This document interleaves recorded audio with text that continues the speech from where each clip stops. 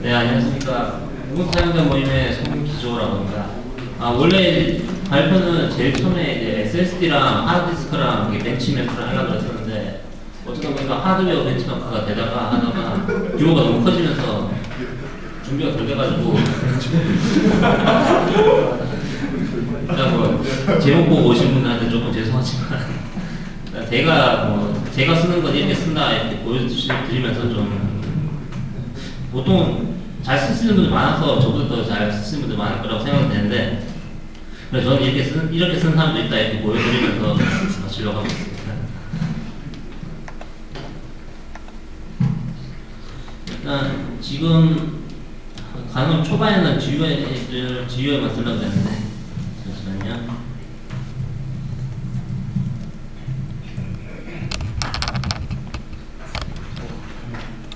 네, 설치한 버전 11.04 버전이고요. 지금 아까 말씀드린 다시피 SSD랑 비교 설치를 한번 해보려고 했었는데, 지금 설치된 건 SSD라서 웬만한 CPU는 좀 딸려도 조금 빠른 걸 느끼실 수는 있을 것 같아요. 그래서 개인적으로 좀 추천드리는 건, 여유가 되시면 SSD 한번 사서 달아보시면 좀 빠른 대상을 느끼실 수 있습니다.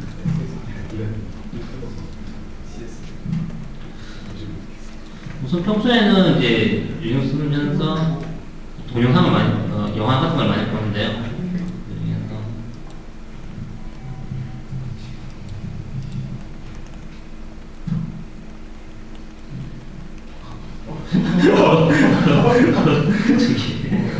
조심해, 하고 나면 안 돼. 여자 이름으로 오셨어, 윤종님. 하고 나면 안 돼. 진짜 경청 높이시다. 오늘 진짜 너무 잘한다.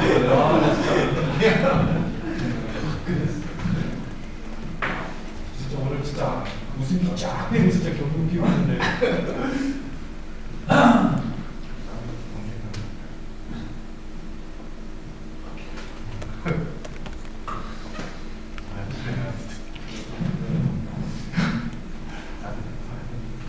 눈이 흐려서 다행이다.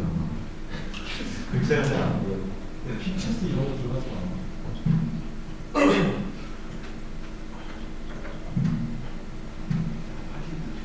보통 많이 쓰는 기본적으로 설치되는 프로그램 중에 엠플레이어 같은 경우에 이제 동영상 이거 프로그램의 장점은 이게 재생 이동 시간을 이동하기가 좀 짧게 이동이 되고요.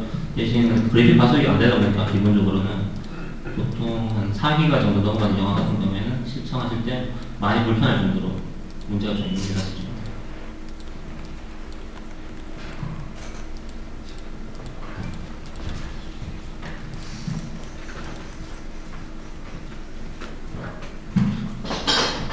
그래서 이 프로그램 대신에 XBMC라는 프로그램이 있습니다. 이 설치 방법을 제가 적으려고 해서 못 적었는데요. 쓰시는 분들이 많은지는 모르겠는데, 이 프로그램이 그냥 홈시어터 쪽으로 많이 사용이 된다고 해서, 설치 방법은 그냥 PPA 등록해가지고 그냥 아까 설명해 주신 apt-get에서 인스톨해서 설치하시면 되고, 되게 간단하게 설치가 되었습니다. 이 프로그램의 장점은 동영상 가속이 자동 그 프로그램 안에 자체적으로 있어서 따로 옵션 같은 거 설정하지 않아도 바로 동영상 가속이 된다는 거고요.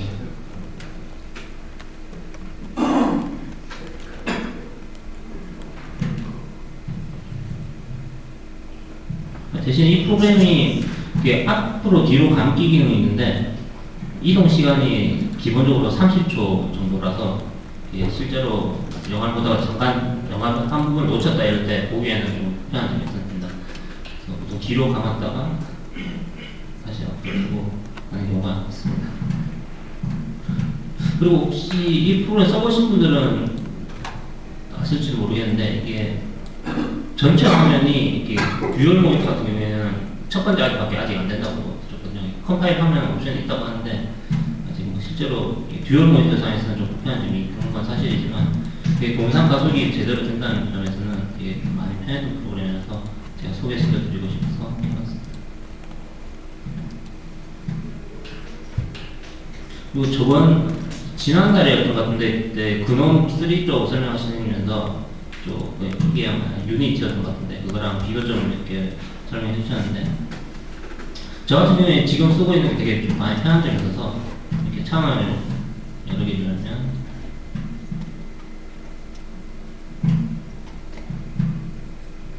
기본적으로는 왼쪽에 이렇게 아이콘이 계속 자리 잡고 있고요.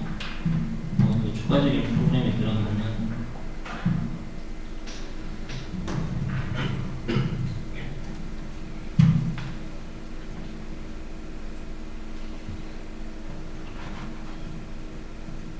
아래쪽에 있는 것들은 이제 왼쪽 아래줄에 보시면 이게 아이콘들이 이게 눕혀져서 저장이 되고 마우스 커서 가면 확장이 되고 위아래로 스크롤이 되는 방식입니다. 그래서 아이콘을 표시는 다 해주되 일단 마우스가 거기 영역을 왼쪽 영역을 벗어났을 때는 아이콘이 다 보일 수 있게 있고요.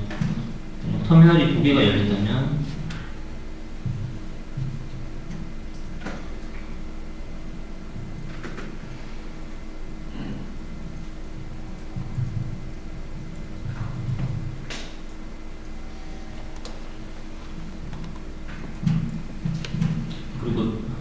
창이 그 왼쪽 영역을 덮어 쓰게 되면 자동으로 숨는 기능이 있어서 이건도 많이 편했던 기능이고요.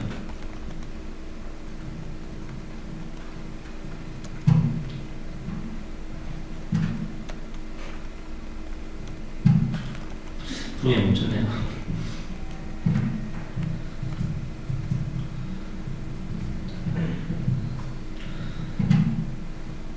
평소에 쓰는 건 이거랑 웹 브라우징 정도로 많이 하고 있습니다. 그리고 그거 말고 이제 조금 글자 쪽으로 가서요. 제가 준비한 게 없다 보니까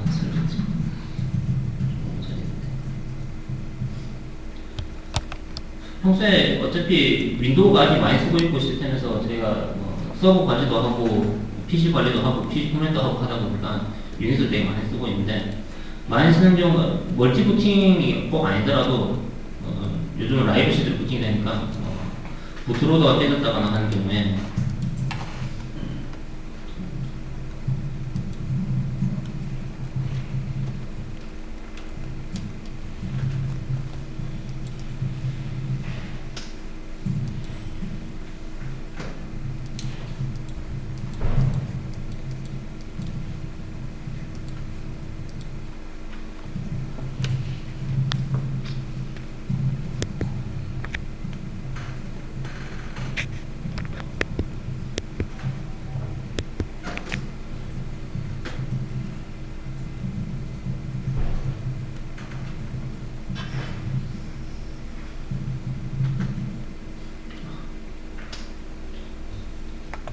이 창이 좀 작아야 제대로 보이는데 이게 보통 NTFS 같은 경우에는 아래쪽에 NTFS라는 글자가 지금 NBR에서 안 보입니다.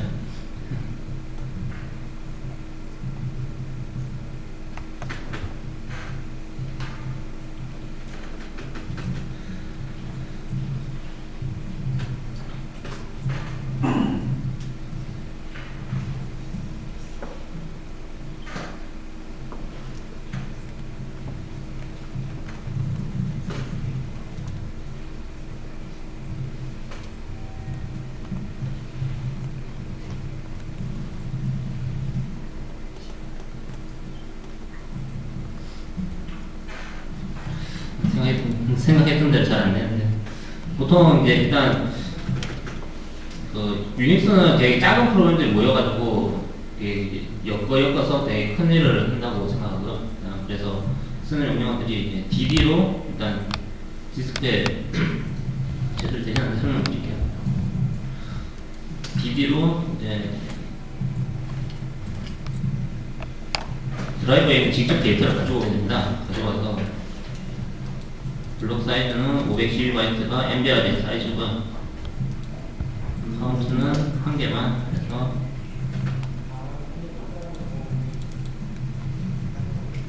이름 명령 같은 경우에는 수도를 하고 DD로 데이터를 가져오고요.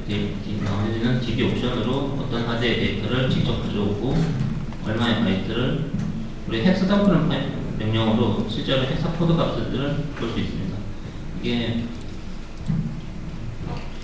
헥사 에디트는 안 되더라도 일단 보는 것만으로도 무슨 로그라든가 뭐 대용량 로그 같은 걸 때는 사용하지 못해서 마지막에 로고가 있고 이렇게 여러 가지 명령어가 모여서 일들을 처리하는 걸 볼 수 있습니다.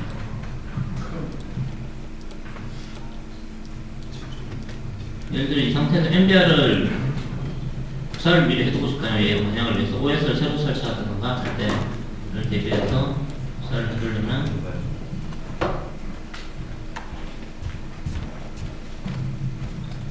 그냥 이렇게 파일 이름으로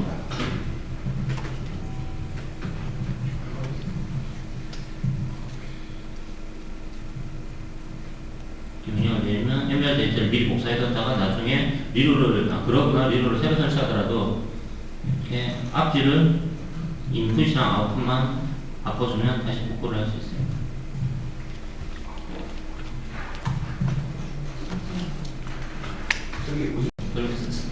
별로 아닌데 MBR 데이터가 512바이트라고 하는데 실제로 그 MBR이라는 데이터 512바이트 중에 그 부팅을 담당하는 코드는 466바이트입니다. 446바이트. 네, 446바이트고 나머지 64바이트는 이게 파티션 테이블이라서 그쪽은 덮어 쓰게 되면 파티션 테이블이 바뀌게 됩니다. 그래서 제가 512라고 했는데 일단 파티션 테이블 바뀌는 경우에는 446바이트로 설정해야지 되겠습니다. 다들 아시는 내용이라서.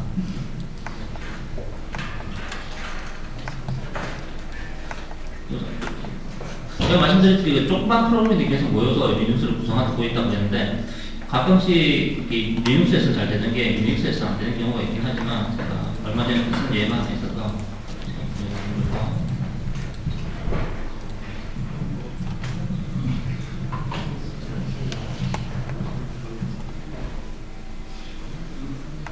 네스트에크를 해서 보면 예를 들어서 지금 445포트가 열려 있습니다. 근데 445포트가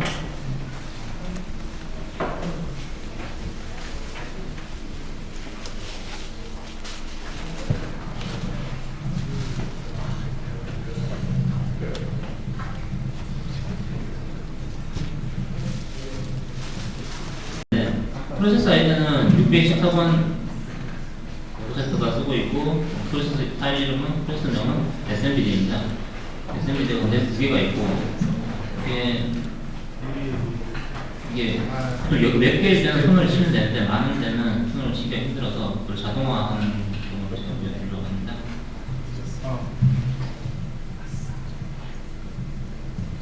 시드 명령을 쓰고요. 온라인상에서 직접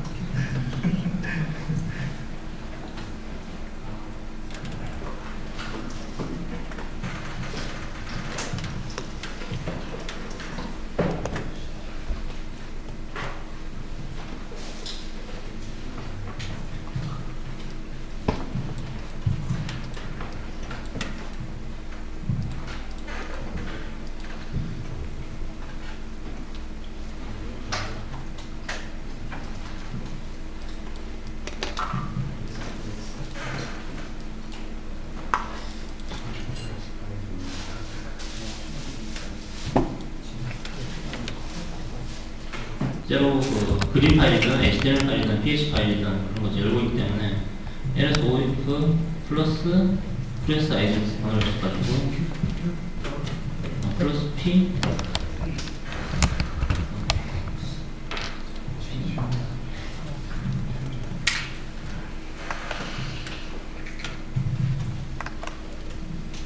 실제로 열고 있는 파일들을 볼 수가 있습니다. 이게 악성 코드라든가 아니면 요즘 많이 나오는 PC 같은 경우에도 이게 홈페이지를 한번 거쳐서 지나가게 되는데 그런 파일들도 지금 현재 열려있는 파일들을 찾을 수 있어서 웹로그랑 같이 분석을 하면 이렇게 찾을 수가 있겠습니다.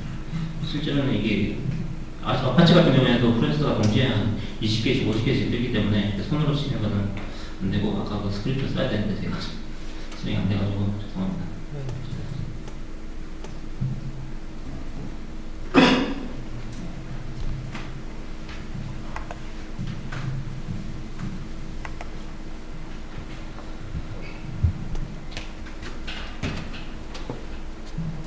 일단 지금 당장 준비한 것보다 미천이 떨어졌고 저희 허접한 강의 되거든요. 일단 질문 시간 됐습니다. 평소에 좀 궁금하셨던 거라든가 그 X 아까 개인시 있잖아요. 예. 그거 셋탑박스 용으로도 쓸 수 있는 건가요? 예, 그래픽 카드만 있으면 셋탑박스에서도 FHD가 잘 돌아간다고 그래서 되게 간단하더라도 인베디드까지는 아니더라도 좀 진짜 심플한 시스템에도 실행이 된다고. 하드웨어 동영상들이 잘 되잖아요. 그 XBMC가 설치될 때 그 안에 같이 들어있어서 딱 설치하지 않아도 딱 설치할 수 있는데 딱 설치하지 않아도 자동으로 설치가 돼서 할수 있는 거 지금 SSD 용량 중고로 사시게 너무 소극적이세요. 요즘 보통 64기가가 20만원 근처로 나오는 걸로 알고 있습니다. 좀 더 떨어 15만원 근처로 나온 걸로 알고 있는데 요즘 MLC 많이 쓰는데 MLC도 꽤나 만족스러운 속도가 나오고 있는 것 같습니다. 특히 토렌트 같은 거 파일 받는데 보면 초반에 이게 파일 예를 들어 4기가짜리 영화를 하면 4기가짜리 덤프 파일을 만들어 놓고 시작하게 된다. 임의적으로 파일을 다운받기 때문에. 근데 그 시간이 일반 하드 특히나 데스크탑 하드 같은 경우에는 5초, 10초인데 노트북 하드 같은 경우에는 4기가 파일만 그 덤프 파일 만드는 데만 거의 5분씩 걸릴 수가 있어가지고 되게 지루했었거든요. 그래서 SSD 사고 난 사람부터는 좀 편하게 살고 있는 것 같습니다. SSD가 네. 가격 연결 떠나서 노트북을 분리해서 끼지 못해요. 램도 더 이상 못 끼고. 제가 노트북 분해하고 조립하면 질문 네, 말씀해 주시죠. 아까 XBMC를 PPA로 설치한다고 하셨는데 네, PPA. 근데 지금 XBMC 스테이블 PPA가 원래 얘기가 안 올라왔었는데 왜 올라왔나요? 스테이블이 바로 올라온 거 아니고 이게 딱 수동을 아마 설치한 거로 그 홈페이지 가서 PPA만 따로 레포지터리 넣어가지고 그냥 apt get으로 설치를 네, 그 레포지터리가 좀 스테이블에 지금 11째 영상이 안 올라오고 그게 맞습니다. 그게 11.04가 없어가지고 10.4용이 있는데 거기에서 이제 경로만 그 설치할 때 진짜 에러가 떴었는데 제가 잊은 건데 설치할 때 경로가 그 PPA 주소 뒤에 버전 번호로 들어가 있었는데 그 부분만 살짝 트릭으로 11.04를 붙이니까 다운이 11.04로 바꿔서 다운하니까 됐었던 거예요. 정리가 되면 이게 자료 올릴 때 같이 올려놓겠습니다. XBMC는 꼭 보여주십시오. 네. 혹시 또 질문 있으신가요? 그럼 질문 질문 하나 드렸는데 예. 저기 그 USB에 설치한 그 리눅스를 다른 USB로 그대로 복사를 할 수 있는 방법이 있나요? USB 같은 경우에는 이게 파티션이 일반 하드랑 좀 달라서 파티션 관리가 컨트롤러 쪽에서 되다 보니까 조금 용량이 다를 경우에는 저도 안 해봤는데요. 같은 모델이라면 그 아까 제가 썼던 DB 명령어에서 그대로 설정을 하면 되고요. 짧게 보여주시면 물론 수도가 좀 대부 제로 슬러시. 그러면 C랑 D가 USB라고 하면 점점 때려줘야지. C O이 될 때도 있고 C가 될 때도 있을 겁니다. 네, 그런 거 같습니다.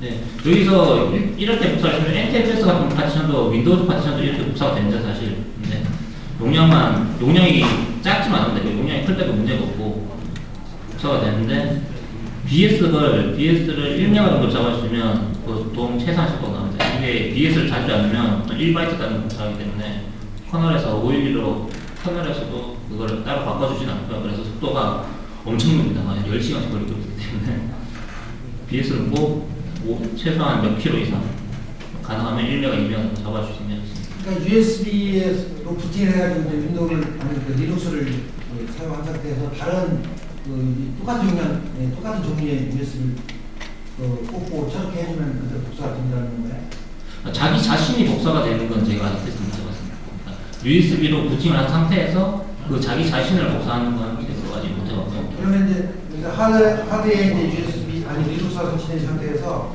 USB 두 개를 꽂아가지고 그러니까 A라는 USB는 리눅스 부팅하면 할 수 있는 그런 USB. 예. 그리고 이제 B라는 USB는 그냥 새거. 그러면 A를 B로 그대로 복사를 할 수 있는 거네. 네, 복사가 그리고 그대로 또 A와 똑같이 이제 다른 컴퓨터에 해서 부팅도 되고. 예, 기본적으로는 지금 아니 제가 윈도우 같은 경우에는 고스트로 다 되는데 네. 리눅스는 안 돼가지고 지금. 네. 제일 됐던 것 같은데요. 지금 메모를 그렇게 많이 테스트 안 해봐서 제가 다음 해보고 또 연락드리겠습니다. 조금 더 알고 그러니까 연구를 해보겠습니다. 기본적으로는 데이터는 다 넘어가니까 USB 같은 경우에는 USB 부트가 어떻게 되는지 제가 정확히 모르겠거든요. 그래서 보통 IS로 부팅할 때는 그 파티션을 나누고 하는데 바로 부팅할 때는 그냥 NTFS 같은 경우도 USB로 NTFS 부팅도 되고 그런 건 그냥 파티션 쪽만 복사를 하면 될 것 같아요.